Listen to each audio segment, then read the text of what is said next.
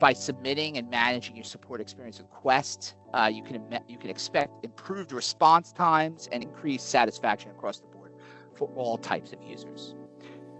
So at this point, I'm going to pass the baton to Joe, who's going to be reviewing and demonstrating the service ticket modules. Joe. Okay, everyone should be able to see my screen now. This is the main place that you end up here on Quest when you log on. It's important, and it's been designed this way as a UX UI, and UX UI, it just stands for user experience, user interface. So the thing that matters most to me is that things make sense, things feel intuitive, and that they're really helpful. So I'll be kind of guiding you along this process of how to submit tickets, how to view tickets, and how to get help, essentially. So like I said, this is the main page that you are going to land on. And up top, just ask if you need help. So there's a few ways you can go about it. You can use keywords in the search to quickly identify a solution. So for example, again, clicking on this, you have some knowledge base articles appearing below, how to submit a form or create a ticket if you're not quite sure. Let's say I've got like a problem with my Microsoft Teams. So what I could do is just go ahead and type in Teams, and it'll search, and there we go. Looks like this knowledge base article popped up, and again, shows me the whole workflow right off the go. And so that's super helpful in comparison to normal IT tickets, where you kind of have to wait around. And what we're trying to do is provide kind of an ecosystem of articles that you can quickly address the issue and get back to work rather than like waiting around for someone to help. So for people who feel like they're want to be go-getters, you can go ahead and do that as well. So, but let's say you're not quite sure what to search. Maybe let's just paint a hypothetical scenario. So let's say there's a new person working and you've been kind of tasked to help set up their workstation. You might think, okay, like they might need a new computer or a new desk or something like that. We have these kind of 6 categories that are kind of like the main category, and then within there's some subcategories to help kind of tailor what kind of help you need. So because this is kind of equipment related, I'm going to click hardware, and then it presents me a few options below that kind of help me to narrow the scope. So in this case, let's go with new hire equipment, workstation setup. And you can see right here, it serves up request form of workstation setup swap move. So there will be request forms that populate if there are ones that are built. If not, my issue is not listed here. That'll always appear if you're not quite sure. And then below that even is just like the general IT support request. So let's say I wanted to go ahead and get started with that. It brings you to our kind of new requests page. And so this is just a standard form that you'd fill out. Let's say I want to onboard a workstation. And then again, you've got questions that dynamically appear based on however these forms are built or set up for you. And then once all that's done, you can go ahead and submit, and you get to the confirmation page. So we're not going to fill that out because we don't have a problem with that. But in another kind of hypothetical situation, let's say you're in charge with just like learning like more administrative IT stuff with Quest. You could go to admin, and let's say you want to learn more about the Quest platform. Below, you can already see that there's some common admin issues at this kind of second layer. You can see view ticket overview, how to use search, customizing your theme, all that stuff. But I could go ahead and let's click on Quest platform. Again, you'll see that there's a few request forms that have populated below that for this specific company, as well as knowledge base articles that are specific to the Quest platform. So these are a lot of how-to articles that both Rachel and I have kind of put together to kind of help people navigate and learn how to use this. And so that's kind of the basic structure of these kind of like main categories. They're ideally designed to get you to the specific request form that you're looking for. Again, if you know exactly what you're looking for, like that workstation, I can just type in a little bit of that and I can immediately go and submit those kind of tickets. But for those cases you're not quite sure what the name of the request form is, these categories below are the main way for you to find the most specific help and the fastest turnaround time. We do have that kind of ripcord in case you are like so lost, there's nothing there for you, and you just need to jump into some help right now with an IT tech. You can go ahead and create a ticket. And again, this is like our general IT ticket.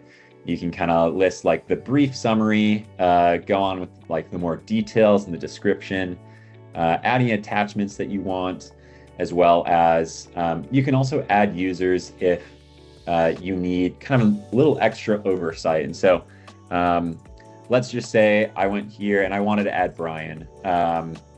I think he should have an overview of this ticket and the progress of that. You can also go and add in an email address that is not within kind of the user directory within Quest. So these are more internal at your company. These might be external, maybe vendors, or say, hey, there's an issue that I want visibility on. And then I can go ahead and add those users. And you can see they've been added below there. Again, if you're like, oh man, I didn't mean to include that person, you can just remove them with these kind of X's next to them. Once you've filled out this entire form, you can click this submit button at the bottom, and that will file your request away for an IT technician at Sourcepass to take a look at that. And so now that we've gone and submitted a ticket, or we found articles to help us solve that ticket already, what we can do is we can go to view tickets under service and support. This is going to be the main category that you'll see. And so here you can see there's a whole table of all the tickets that have been submitted. If you, sometimes you might be assigned to view other people's tickets at your company. Maybe it's just your ticket. I can click up here and click view my tickets, and I've lucked out. I don't have any tickets at the moment, but we'll just go back to view all tickets, and we'll see that there's a few that are like kind of not quite finished.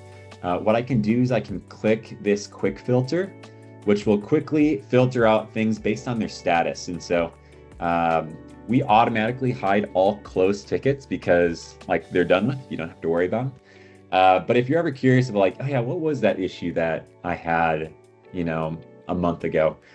We have a whole record of them right here as it's popped up. And so I can deselect that kind of toggle button, that quick filter, and it brings me back to this main page here.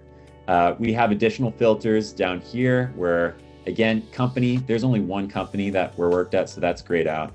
But you can see that you can sort by status, you can sort by date range, ticket types, all that stuff. And you can also export this whole table as a CSV or an XLSX for you Excel wizards out there that want to keep track of this. But let's just take a look at this. And you can see at the moment, there's kind of this preview that pops up. If you want to just quickly glance into the ticket without having to click on it, you can just hover over it, and it usually will take like 2 or more seconds for it to appear. You can say Tony Stark. Wow, we have Tony Stark working for us.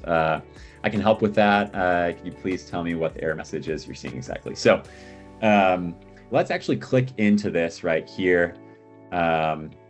And you can see here, oh yeah, this was closed. So I accidentally clicked on the wrong one. Well, let's just hop into this one then.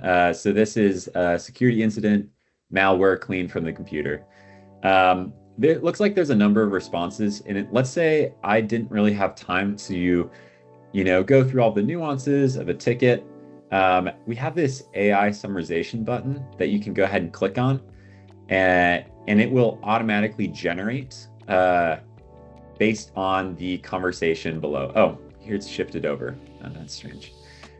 So what we can do is we can click on that AI summarization button, and you can see here, client was experiencing an issue where they're unable to view their virtual machine through a VPN client. So again, it categorizes all of that. It becomes stronger when there's more comments in the conversation. That's where, all the messages happen. So, and we have kind of this disclaimer. It's like, we all know AI generation and the jokes and the memes behind that, but it's not always perfect, but it is designed to assist. And so you can give us some valuable feedback if you're like, man, this is spot on. That's really helpful for kind of the AI to recognize, hey, that we're on the right track, or no, give it a thumbs down if you're like, this is way off track. And so in this case, I can give it a thumbs up because I thought that was pretty accurate based on the issue down here below. You'll notice off to the side here, we've got the status currently waiting on us. And so there are some times at Sourcepass where a technician will ask you to verify your identity, and that's typically down over here by the security pin. You can tap and hold to reveal your security pin. This is created when you sign up for Quest for the very first time. And so try to remember that digit. And this is the place, it's on every single ticket details page. And you can click and hold that to reveal yours. And so ours is currently not set up, and so because it's the demo account, but below that, you'll see a few different kind of panels of information. One is the ticket details. This has your ticket number, where you submitted this from. So right here, this is redirected from the help desk, as well as the type, subtype, and item. This is kind of what our technicians see on the side of like, okay, this is kind of the type of issue that we're working with. We've got timeline underneath. Again, similar to some of those columns that we saw earlier of last update and date created, as well as the ticket age. So right now, looks like they've been waiting on me for a couple days now. It's been 3 days since I created this ticket. But then below, manage users. So you know that back when we were kind of filling out that like fake form, you could add users below. If you ever forgot to attach someone, you can go ahead and always add and manage users for you. And it's the same kind of layout. You can never remove yourself, but you can go ahead and let's see if I want to add Brian again. And then I can go ahead and just click add user, and you can see he's now part of the ticket. I'll go ahead and close this. So he's a team member that has visibility over this ticket. And so we've got some helpful kind of bumper buttons to shoot you back to the top or jump you to the bottom. And then since they've been waiting on us, we could try to reply. So for here, it's like, the VPN that I'm using is ... And so you can type here and respond just like any other kind of messaging platform. You can attach or drag files. So if I had a file off screen, I could go ahead and drag that, and you can see that it's hovered, attach one file. For me, I'm attaching some font weight scales because I'm a designer. It shows you the file type, a little bit of a preview of the image or an icon of the image, as well as the size of the, but I don't need to attach that, and I actually don't have to send that ticket exactly. There's also an option below for you to close a ticket. And that's like if you're like, hey, actually the issue is already resolved, or I submitted this by accident. You can kind of like correct that and close it yourself.